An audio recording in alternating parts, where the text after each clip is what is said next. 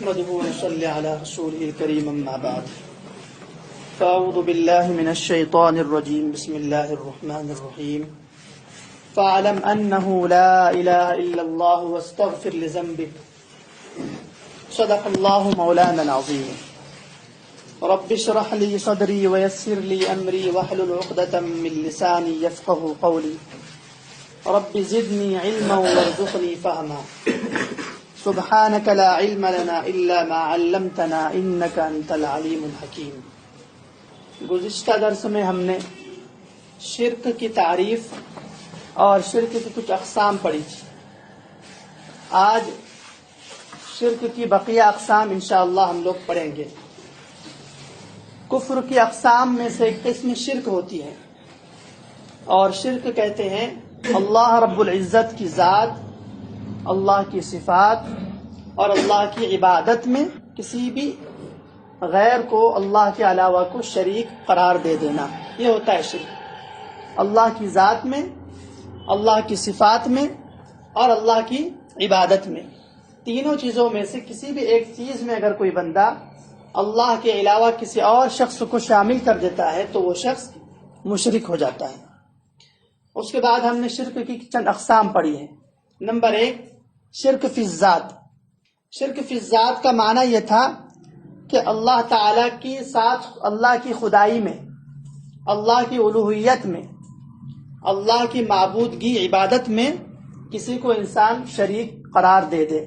جیسے عیسائی لوگ حضرت عیسیٰ علی نبینا وعلیہ الصلاۃ والسلام کو شریک کرتے ہیں اور کہتے ہیں کہ عیسیٰ خود خدا ہے۔ اسی طرح عیسائیوں کی ایک جماعت ہے، وہ کہتی ہے کہ حضرت مریم علیہ الصلاۃ والسلام بھی نعوذ باللہ خدا ہے، اور عیسائیوں کی ایک جماعت کہتی ہے کہ خدا خود ہی عیسیٰ کی شکل میں نعوذ باللہ آ چکا ہے۔ تو یہ عیسائیوں نے اللہ کے ساتھ حضرت عیسیٰ، حضرت مریم اور بعض لوگ حضرت جبرائیل، تینوں کو شریک قرار دیتے ہیں، تو یہ شرک فی الذات ہوا۔ اسی طرح ہندو لوگ ہیں جن کے سینکڑوں معبود ہوتے ہیں، یہ بھی اللہ کی ذات میں شریک کرنے والے لوگ ہیں۔ اسی طرح آتش پرست ہوتے ہیں، آگ کی پوجا کرنے والے، یہ بھی اللہ کی ذات میں غیر اللہ کو یعنی آگ کو شریک قرار دے رہے ہیں۔ دوسری قسم تھی شرک فی الصفات۔ شرک فی الصفات کا معنی یہ ہے کہ اللہ تعالیٰ کے علاوہ یعنی اللہ کے علاوہ، اللہ کے غیر کو معبود تو نہ مانے انسان، لیکن اللہ تعالیٰ کی وہ صفات جو صرف اللہ کا خاصہ ہے، صرف اللہ ہی وہ کام کر سکتے ہیں، وہ کام کسی اور کے لیے انسان ماننے لگے، تو یہ شرک فی الصفات ہوتا ہے۔ شرک فی الصفات کی بہت سی قسمیں ہیں، اس میں سے ہم نے 3 قسمیں پڑھی ہیں گزشتہ درس میں۔ ایک قسم تھی شرک فی الصفات کی شرک فی العبادت۔ شرک فی العبادت کا مطلب یہ ہے کہ اللہ تعالیٰ نے اپنی تعظیم کے لیے اور اپنی بڑائی کے لیے اپنے بندوں کو جو احکامات دیے ہیں، جو کام کرنے کے کہے ہیں، ان کاموں کو اللہ کے لیے نہ کرنا بلکہ اللہ کے علاوہ کے لیے کرنا۔ مثلا اللہ نے کہا ہے کہ رکوع کرو، سجدہ کرو، بیت اللہ کا طواف کرو، قربانی کرو، صدقہ کرو، یہ اللہ نے اپنی عظمت کے لیے کہے ہیں۔ یہ سارے اعمال بجائے اللہ کے کسی غیر کے لیے کرنا، کسی غیر کو سجدہ کرنا، کسی غیر کے لیے نماز پڑھنا، کسی غیر کے لیے نظر ماننا، قربانی کرنا، یہ شرک فی العبادت ہوگی۔ غیر اللہ کو سجدہ کرنا، رکوع کرنا، یا اس کے لیے نماز کی طرح کا قیام کرنا، یا کسی قبر کو سجدہ کرنا، یا کسی نبی، ولی، پیر یا امام کے نام کا روزہ رکھنا، غیر اللہ کے نام کی قربانی کرنا، کسی کے نام کی منت ماننا، یا کسی کے گھر کا بیت اللہ کی طرح کا طواف کرنا، یہ ساری قسمیں شرک فی العبادت ہیں، جس سے انسان مشرک ہو جاتا ہے، اور ایسا مشرک آدمی قابل مغفرت نہیں ہوتا، اللہ تعالیٰ اس کو کبھی معاف نہیں فرمائے گا۔ اسی طرح شرک فی الصفات کی ایک قسم ہم نے پڑھی شرک فی الحکم۔ شرک فی الحکم کا مطلب یہ ہے کہ اصل حاکم، حکم دینے والی ذات اللہ کی ہے۔ اللہ کی ذات ہی کسی چیز کو حلال کہیں گی تو وہ حلال ہوگی، کسی چیز کو حرام قرار دیں گی تو وہ چیز حرام ہو جائے گی۔ کوئی شخص اللہ تعالیٰ کی اس صفت کو کسی غیر کے لیے مانے تو وہ شرک فی الحکم کا مرتکب کہلاتا ہے۔ ایسا آدمی شرک فی الحکم کرنے والا ہے۔ مثلا اللہ تعالیٰ حلال کو حلال کہے تو حلال، اللہ کسی چیز کو حرام کہے تو حرام، یہی ہے نا، اللہ تعالیٰ حاکم ہے۔ کوئی شخص کسی پیر یا ولی کی منع کردہ چیزوں کو حرام سمجھ لے، جن کاموں کو پیر نے، کسی ولی نے یا کسی بھی غیر اللہ نے کرنے کا حکم دیا، اس کو اس طرح فرض سمجھے جیسے اللہ نے کہا ہو، اتنا فرض سمجھے، اس کو اتنا بڑا عقیدہ بنا لے، یا پھر کسی غیر کے حکم کو اللہ تعالیٰ کے حکم کی طرح ماننے لگے، تو اس طرح کرنے سے انسان شرک فی الحکم میں مبتلا ہو جاتا ہے۔ آج کل دنیا کے جو قانون ہیں، جو دنیا نے بنائے ہیں، جمہوریت کے قانون ہیں، یہ سارے قانون بھی غیر اللہ کے بنائے ہوئے ہیں۔ اس کو اتنا ماننا کہ اس کے مقابلے میں اللہ کے قانون توڑ دینا، یا اس کو اس طرح ماننا کہ گویا کہ وہ کرنا فرض ہے، نہ کرنے سے انسان مجرم ہو جائے گا، تو یہ شرک فی الحکم ہے۔ اس طرح کے احکامات کو ماننا، سرے سے ان پر ایمان لانا، اس کے خلاف کرنے کو غلط سمجھنا، یہ شرک فی الحکم ہو جائے گا۔ تیسری قسم ہم نے پڑھی ہے شرک فی العلم۔ علم صرف اللہ کا خاصہ ہے، علم ذاتی اور علم کلی۔ علم ذاتی کا مطلب ہوتا ہے کہ کسی سے حاصل کردہ نہ ہو، خود کا ہو، اور علم کلی کا مطلب ہوتا ہے کائنات کے ذرے ذرے، پتے پتے اور بوٹے بوٹے کا علم، قطرے قطرے کا علم اللہ تعالی ہی کے لیے خاص ہے۔ یہ شرک فی العلم کا مطلب ہے اللہ کی اس صفت کو، علم کی، کسی غیر کے لیے ماننا، اور یوں سمجھنا کہ اللہ تعالیٰ کی طرح ہی فلاں شخص، فلاں نبی، فلاں ولی بھی ہر چیز، ہر باریک سے باریک چیز اور موٹی سے موٹی چیز کو سمجھتے ہیں، جانتے ہیں، ہر چیز کو ہر چیز کی ان کو خبر ہو جاتی ہے۔ یہ شرک فی العلم ہو جاتا ہے۔ مثلا یہ سمجھے انسان کہ فلاں نبی یا فلاں ولی علم غیب جانتے تھے، یعنی انہیں کائنات کے ذرے ذرے کا علم ہے، یا وہ اپنی زندگی میں یا مرنے کے بعد ہمارے تمام حالات سے باخبر ہیں، یا انہیں دور نزدیک کی تمام چیزوں کی خبر ہوتی ہے۔ اگر کسی شخص کا ایسا عقیدہ ہے تو وہ شخص شرک فی العلم کا مرتکب ہے، ایسا آدمی بھی مشرک ہے۔ اب ایک جماعت آج کی دور میں ایسی ہے جو اللہ کے نبی علیہ الصلوۃ والسلام کو عالم الغیب جانتی ہیں، جبکہ علم غیب اللہ کا خاصہ ہے۔ پچھلے درس میں آیات ذکر کی گئی جس میں اللہ نے فرمایا قُلْ لَا يَعْلَمُ مَنْ فِي السَّمَاوَاتِ وَالْأَرْضِ الْغَيْبَ إِلَّا اللَّهُ، آپ فرما دیجئے زمین و آسمان میں کوئی شخص غیب کو نہیں جانتا سوائے اللہ کے۔ شرک فی العلم بھی ہمارے اندر نہیں ہونا چاہیے۔ ایک قسم اور تھی شرک فی الصفات کی، شرک فی القدرت۔ شرک فی القدرت کیا ہے؟ اللہ تعالیٰ کے لیے صفت قدرت ثابت ہے، اللہ تعالیٰ ہر چیز پر قادر ہے، کوئی چیز اس کی قدرت سے باہر نہیں ہے۔ اللہ کی یہ صفت، ہر وقت ہر چیز پر قادر ہونا، یہ صفت کسی غیر کے لیے مان لینا، مثلا یہ عقیدہ رکھنا کہ فلاں پیر صاحب بھی بیٹا عطا کرتے ہیں، کیونکہ بیٹا دینا قدرت کے ماتحت ہے، جس کو قدرت ہوگی وہ بیٹا دیں گا، شفا دیں گا، زندگی دیں گا، عزت دیں گا۔ یہ جو قدرت کی صفات ہے اللہ کی، یہ کسی پیر کے لیے، کسی نبی کے لیے، کسی ولی کے لیے ماننا، اور یوں کہنا کہ فلاں آدمی میری مراد پوری کر سکتا ہے، یا فلاں آدمی میرے مقدمے میں مجھے کامیاب کر سکتا ہے، یا فلاں آدمی مجھے روزی دے سکتا ہے، یا فلاں آدمی مجھے زندگی عطا کر سکتا ہے، یا فلاں آدمی میرے لیے نفع بخش ہے یا نقصان دہ ہے۔ اس طرح کی کسی بھی قدرت میں کسی غیر کو شریک کرنا شرک فی القدرت ہوتا ہے، یہ بھی ناقابل معافی جرم ہے۔ آج ہم ایک نئی 2-3 قسمیں پڑھ لیتے ہیں۔ ایک اور قسم ہے شرک فی الصفات کی، شرک فی السمع والبصر۔ شرک فی السمع، سمع کہتے ہیں سننے کو، اور بصر کہتے ہیں دیکھنے کو۔ شرک فی السمع کا معنی ہے اللہ تعالیٰ کے لیے ایک خاص قسم کا سننا ہے جو کسی غیر کے لیے حاصل نہیں ہے۔ اللہ تعالیٰ خاص قسم کا سنتا ہے اور خاص قسم کا دیکھتا ہے، جس کی تفصیل توحید کے بیان میں آگے آئے گی۔ یعنی اللہ تعالیٰ ایسا سنتا ہے کہ جس طرح تمام مخلوقات بیک وقت ایک آواز میں، اپنی اپنی بولیوں میں، اپنی اپنی زبان میں، اپنے اپنے لہجوں میں اپنی فریاد اگر کریں اللہ کے سامنے، تو اللہ تعالیٰ بغیر کسی تھکاوٹ، بغیر کسی پیچیدگی، بغیر کسی اشتباہ کے، بغیر کسی محتاجگی کے یا ترجمے کے، تمام انسانوں ہی نہیں بلکہ تمام جنات، حیوانات، جمادات، نباتات، جتنی دنیا کے مخلوقات ہیں، اگر ساری مخلوقات بھی بیک وقت ایک ساتھ اللہ کے سامنے فریاد کریں تو اللہ تعالیٰ تمام کی فریاد اسی وقت ایک ہی لمحے میں سنتا ہے، سمجھ بھی جاتا ہے، اور جو مانگا وہ عطا کر سکتا ہے۔ یہ انسان کی اندر اس طرح کی سماعت نہیں ہے، اگر میں دائیں طرف سے سنوں گا تو بائیں طرف والے سے کی بات نہیں سن سکتا، سامنے کوئی بول رہا تو پیچھے والے کی میں نہیں سن سکتا۔ یہ انسان کا عجز ہے، عاجزی ہے۔ لیکن اللہ تعالیٰ کا سننا خاص قسم کا سننا ہے۔ تو کوئی شخص یہ عقیدہ رکھے کہ فلاں نبی یا ولی ہماری تمام باتوں کو دور نزدیک سے سن لیتے ہیں، یا ہمارے تمام کاموں کو ہر جگہ سے دیکھ لیتے ہیں، تو ایسا آدمی شرک فی السمع والبصر کرنے والا ہے۔ دیکھنا بھی اللہ کا خاص ہے۔ اللہ تعالیٰ رات کی تنہائی میں کالی چیونٹی کو کالے پتھر پر چلتا ہوا دیکھتا ہے، اس کے ہارٹ کو سنتا ہے، اس کے دل میں آنے والی دھڑکن کو سمجھتا ہے۔ اس طرح کا دیکھنا کسی اور ذات کے لیے، ہم تو آگے دیکھتے ہیں تو پیچھے سے غافل ہو جاتے ہیں، یہاں بیٹھے ہیں تو باہر کے حالات سے غافل ہیں۔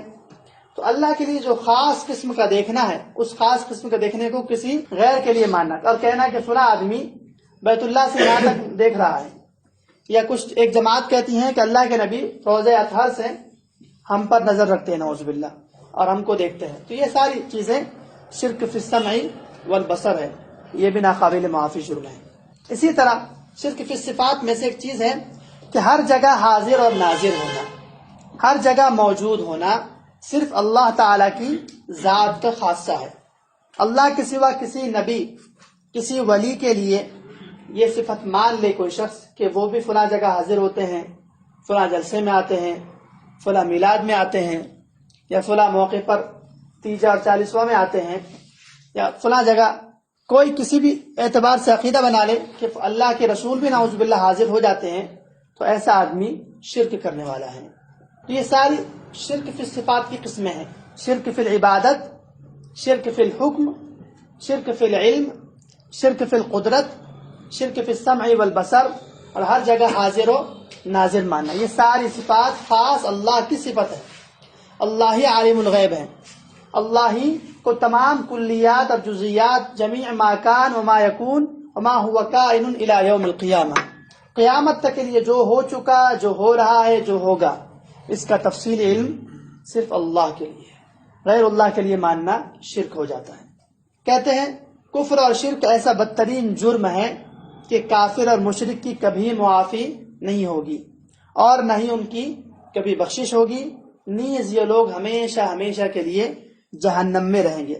قرآن کریم میں سورۃ النساء میں اللہ نے فرمایا ان اللہ لا یغفر ان یشرک بہ ویغفر ما دون ذلک لمن یشاء، کہ اللہ تعالیٰ اس شخص کو ہرگز معاف نہیں فرمائے گا جو شخص شرک کر کے آئے گا اس کے پاس۔ اب شرک کے اقسام میں سے کوئی بھی قسم کر کے آ گیا ہو، ایک آدمی اللہ کو ایک تو مانتا ہے لیکن شرک فی العلم میں مبتلا ہے، شرک فی القدرت میں مبتلا ہے، شرک فی الحکم میں مبتلا ہے، ایسا آدمی بھی مشرک ہے۔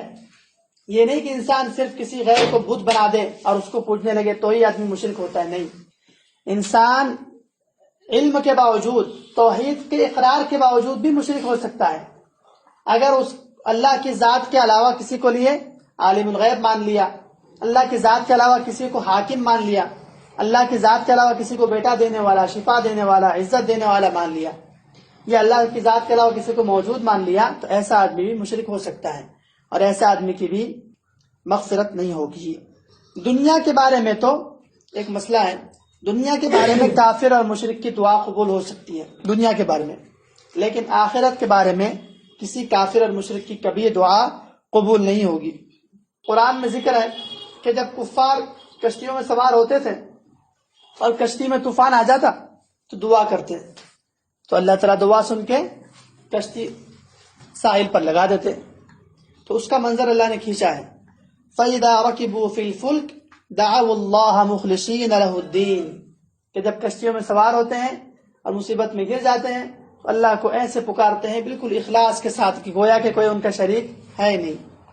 فَلَمَّا نَجَّاهُمْ إِلَى الْبَرِّ، جب ہم انہیں خشکی پر پہنچا کر نجات عطا کرتے ہیں، اِذَا هُمْ يُشْرِكُونَ، تو پھر شرک کرنے لگ جاتے ہیں۔ تو معلوم ہوا وہ جو دعا کرتے تھے مصیبت میں وہ تو قبول ہوئی نا۔ دنیا کے بارے میں دعا قبول ہو سکتی لیکن آخرت کے بارے میں ان کی کوئی سنوائی نہیں ہوگی۔ یہاں تک کہ کفر کی اقسام، کفر کی تعریف، اور شرک کی تعریف اور شرک کی اقسام آ گئی۔ اب اللہ تعالیٰ کی توحید اور اللہ کی ذات کا وجود اور اس پر کس طرح عقیدہ رکھنا چاہیے، ایک دو باتیں آج پڑھ کے بات مکمل کر لیتے ہیں۔ ایک عقیدہ ہے کہ اللہ تعالیٰ خود بخود موجود ہے، اپنے وجود میں کسی کا محتاج نہیں ہے۔ اللہ تعالیٰ کے سوا کوئی چیز خود بخود موجود نہیں ہے، تمام چیزوں کو اللہ نے وجود بخشا ہے۔ ایک اللہ کی ذات ہے جو خود بخود موجود ہے، ہمیشہ سے ہے، ہمیشہ رہے گی، لیکن باقی جو تمام کائنات ہے اس کو اللہ تعالیٰ نے وجود بخشا ہے۔ اللہ تعالیٰ کے لیے دو طرح کے نام ہوتے ہیں، ایک اللہ کا نام ذاتی ہوتا ہے اور ایک اللہ کے نام صفاتی ہوتے ہیں۔ ذاتی نام اللہ کا لفظ اللہ ہے، یہ جو لفظ اللہ ہے جس کو ہم استعمال کرتے ہیں یہ اللہ کا ذاتی نام ہے۔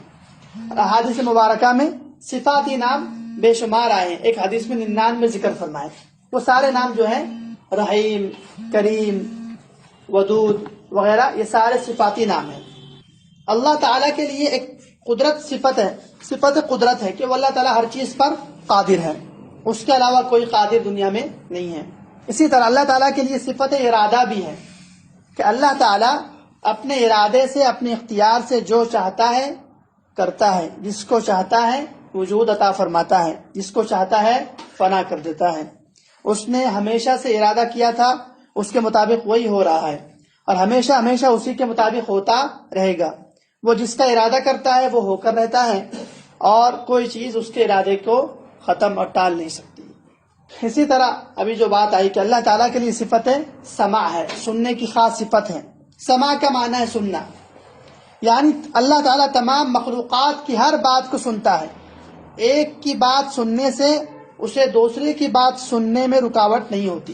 وہ بیک وقت انسانوں، فرشتوں، جنات، جانور، پرندے، پانی میں مچھلیاں، کیڑے مکوڑے اور ان کے علاوہ دیگر تمام مخلوقات کے عالم کی تمام باتوں کو ایک ہی وقت میں سنتا ہے۔ انسانوں اور دوسری مخلوقات کی مختلف زبانوں سے اسے کسی قسم کا کوئی اشتباہ نہیں ہوتا۔ اتنی زبردست قوت سماعت کے باوجود بھی اللہ تعالیٰ کانوں سے پاک ہے۔ اللہ تعالیٰ سنتا تو اتنا زبردست ہے کہ تمام کی آوازیں، تمام کی باتیں ایک وقت میں سنتا ہے، لیکن اس کے باوجود اللہ تعالیٰ ہماری طرح کے کانوں سے پاک ہے، کیونکہ اللہ جسم سے پاک ہے۔ جس چیز کا جسم ہوتا ہے یاد رکھیے وہ محتاج ہوتا ہے، اور اللہ کے لیے محتاج ہی نہیں ہے۔ اللہ جسم سے پاک ہے، کان سے بھی پاک ہے۔ اسی طرح اللہ تعالیٰ کے لیے صفت بصارت بھی ہے، ثابت ہے۔ بصارت کا معنی دیکھنا، اللہ تعالیٰ ہر چیز کو دیکھتا ہے، کوئی چیز روشنی میں ہو یا اندھیروں میں ہو، نزدیک ہو یا دور ہو، دن میں ہو یا رات میں ہو، بڑی ہو یا چھوٹی ہو، مخلوق کو نظر آئے یا نہ آئے، اللہ تعالیٰ تمام کو ہر وقت یکساں طور پر دیکھتا ہے۔ کسی بھی وقت کوئی چیز اس سے چھپ نہیں سکتی۔ اس سب کے باوجود اللہ تعالیٰ اتنا زبردست دیکھتا ہے، اس سب کے باوجود جیسی آنکھیں ہمیں اللہ نے عطا فرمائی ہیں، اس قسم کی آنکھوں سے، شکل و صورت سے اللہ کی ذات پاک ہے۔ اسی طرح اللہ تعالیٰ صفت خلق اور صفت تکوین کے ساتھ بھی موصوف ہے۔ صفت خلق کا معنی ہوتا ہے کہ اللہ تعالیٰ پیدا کرتا ہے، اور صفت تکوین کا معنی ہوتا ہے اللہ تعالیٰ وجود میں لاتا ہے۔ اللہ تعالیٰ ہی نے ہر چیز کو وجود عطا فرمایا ہے اور ہر چیز کو پیدا فرمایا ہے۔ اسی طرح اللہ کی ایک صفت ہے صفت معیت، اللہ تعالیٰ کی معیت، ساتھ ہونا۔ ہر وقت اللہ تعالیٰ بندوں کے ساتھ ہے۔ کیا مطلب؟ اللہ تعالیٰ اپنے علم، اپنی سماعت، اپنی بصارت اور احاطے کے اعتبار سے اپنی مخلوق اور بندوں کے ساتھ ہوتا ہے۔ اس کو معیت عامہ کہا جاتا ہے۔ ایک ہوتی ہے معیت عامہ اور ایک ہوتی ہے معیت خاصہ۔ اب سب لوگ آپ میری طرف متوجہ ہیں اور میں آپ کے ساتھ بیٹھا ہوں، تو یہ معیت عامہ ہے، لیکن درس کے بعد اگر کوئی صاحب آ کر مجھ سے تنہائی میں بات کرے تو وہ ہوگی معیت خاصہ۔ اس وقت معیت عامہ ہے سب کے لیے، جب تنہا کوئی آ کر بات کریں گا تو وہ معیت خاصہ ہو جائے گی۔ اللہ تعالیٰ کی معیت عامہ ہے، ہر انسان کے ساتھ ہے۔ دوسری ہوتی ہے معیت خاصہ، جو خاص مومنین کے لیے ہے اللہ کی۔ اور معیت خاصہ کا مطلب یہ ہے کہ بندوں کی اللہ نصرت فرماتا ہے، مومنین کی تائید فرماتا ہے، حفاظت فرماتا ہے۔ اس کی معیت اور قرب مخلوق کی معیت اور قرب کی طرح نہیں ہے۔ اللہ تعالیٰ ہمارے ساتھ ہے لیکن جسم سے پاک ہے، ہر جگہ موجود ہے، ہر وقت موجود ہے، لیکن موجود ہونے میں جہت، مکان، جسم، اعضاء، ہر قسم کے عیب والی چیزوں سے گویا کہ پاک ہے، بے عیب ہیں، بغیر کسی محتاجگی کے ہیں۔ اللہ تعالیٰ نے مخلوق کو رزق دینے کا ذمہ لیا ہوا ہے۔ ہر شخص اپنا رزق خود کماتا ہے، لیکن اللہ تعالیٰ نے اس کے اسباب پیدا کر دیے ہیں۔ اللہ تعالیٰ نیک بندوں کے قریب ہوتا ہے، اور ہر بندہ اللہ تعالیٰ سے کوئی بندہ دور نہیں ہو سکتا۔ یہ جو اللہ تعالیٰ قریب ہوتا ہے، اس کی چند آیات قرآن نے ذکر فرمائی۔ ایک مرتبہ صحابہ نے رضی اللہ عنہم اجمعین حضور اکرم صلی اللہ علیہ وسلم سے دریافت فرمایا کہ یا رسول اللہ، یہ بتلائیے کہ ہمارا رب قریب ہے یا دور ہے؟ اگر قریب ہے تو ہم مناجات اور سرگوشی میں دعا کرتے ہیں، باتیں کرتے ہیں، اور اگر دور ہے تو پھر آواز سے پکاریں گے۔ تو اس پر یہ آیت دوسرے پارے کی نازل ہوئی تھی، وَإِذَا سَأَلَكَ عِبَادِي عَنِّي فَإِنِّي قَرِيب، اور جب آپ سے دریافت کرے میرے بندے میرے بارے میں کہ میں کہاں ہوں، فَإِنِّي قَرِيب، تو ان سے کہیے کہ میں قریب ہوں۔ أُجِيبُ دَعْوَةَ الدَّاعِ إِذَا دَعَانِ، جب پکارنے والا پکارتا ہے تو میں اس کی پکار کو سنتا ہوں۔ فَلْيَسْتَجِيبُوا لِي وَلْيُؤْمِنُوا بِي لَعَلَّهُمْ، چاہیے کہ وہ مجھے پکارے، میں ان کی پکار کا جواب دیا کروں۔ اور سورہ قاف میں ہے نحن اقرب الیہ من حبل الورید۔ یہ اللہ تعالیٰ کی چند صفات ہے کہ اللہ کی سماعت بالکل کامل، اللہ کی بصارت بالکل کامل، اور اللہ تعالیٰ کی معیت ہے۔ ہمارا اہل سنت والجماعت کا یہی عقیدہ ہے کہ اللہ تعالیٰ ہر جگہ موجود ہے۔ کسی ایک جگہ اللہ کو ثابت کرنے کی اگر ہم کریں گے تو وہ جگہ پر اللہ تعالیٰ کو ثابت کرنا اللہ تعالیٰ کے لیے عیب ہو جائیں گے۔ مثلا یوں کہتے ہیں کچھ لوگ کہ اللہ تعالیٰ عرش پر موجود ہے، تو عرش پر موجود ہے کہنا یہ اللہ تعالیٰ کی ذات میں ایک قسم کا عیب ہو جائیں گے۔ کیوں؟ مان لیا جائے کہ اللہ کی ذات عرش پر ہے بالفرض والمحال والتقدیر۔ انسان جہاں ہوتا ہے، جس مکان میں انسان ہوتا ہے اس کو کہتے ہیں مکان۔ ہم لوگ یہاں بیٹھے ہیں ہال میں، اسے کیا کہتے ہیں؟ مکان۔ اور ہم سب کو کیا کہیں گے؟ مکین۔ اور یہ قاعدہ ہے کہ مکان ہمیشہ مکین سے بڑا ہوتا ہے۔ مکان بڑا ہوگا تبھی تو مکین اس کے اندر آئے گا نا، بغیر مکان بڑے ہو کے مکین اندر آ سکتا ہے؟ ابھی ہال بڑا ہے تب تو ہم اندر آ کر بیٹھے۔ تو معلوم ہوا کہ جہاں جو شخص ہوگا، جس چیز کے اندر ہوگا، جس چیز کے اوپر ہوگا، وہ چیز بڑی ہوگی، تب جا کر اس پر انسان آ سکے۔ یہ مکان ہے، ہم مکین ہیں۔ مکان بڑا ہے، مکین چھوٹا ہے، ہم لوگ چھوٹے ہیں، تو اندر آ گئے۔ مان لیا جائے کہ اللہ کی ذات نعوذ باللہ عرش پر ہیں، تو عرش ہوا مکان اور اللہ ہوا مکین۔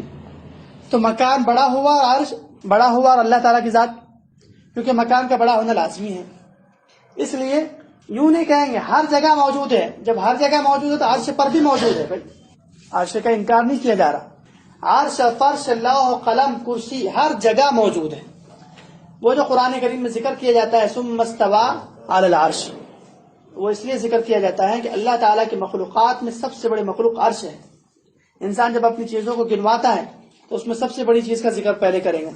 سائیکل والے کے پاس سائیکل بھی ہے اور 4 ویلر بھی ہے، تو پہلے ایسے بات ہے بڑی چیز کا ذکر کریں گا، ہمارے پاس یہ ہے، یہی ہے نا۔ تو مخلوقات میں سب سے بڑی چیز اللہ کی کا عرش ہے، اس لیے اللہ تعالیٰ عرش کا ذکر کرتے ہیں کہ اللہ تعالیٰ عرش کو تھامے ہوئے۔ اللہ تعالیٰ کی بڑی مخلوقات میں بڑی مخلوق بھی اس کی فرما بردار ہے، اور اللہ تعالیٰ ہر جگہ موجود۔ اس کی بہت سی آیات ہیں۔ پہلے پارے میں ہے اینما تولوا فثم وجہ اللہ، کہ تم جہاں کہیں رخ کرو گے اللہ تعالیٰ وہاں موجود ہے۔ اور سورہ مجادلہ میں ہے کہ جب تم 3 آدمی گفتگو کر رہے ہوتے ہیں، چوتھا اللہ تعالیٰ وہاں موجود ہوتا ہے، وَهُوَ مَعَكُمْ أَيْنَمَا كُنْتُمْ، تم جہاں کہیں ہو وہ تمہارے ساتھ۔ تو بہرحال اللہ کی ذات، اللہ کی صفات اور اللہ کی عبادت میں کسی کو شریک قرار دے دینا یہ شرک ہوتا ہے۔ اور اس کے ساتھ ساتھ اللہ کے تمام صفات کو ماننا، جس طرح جس کیفیت کے ساتھ اللہ کی ذات اپنی شاع نشان ہے، ان ساری چیزوں کو ماننے کے بعد انسان کا ایمان مکمل ہوتا ہے۔ اللہ تعالی ہم سب کو توحید اور اللہ کی ذات، اللہ کی صفات، اللہ کی عبادت میں شرک کرنے سے ہم سب کی حفاظت فرمائیں۔ وما علینا الا البلاغ المبین۔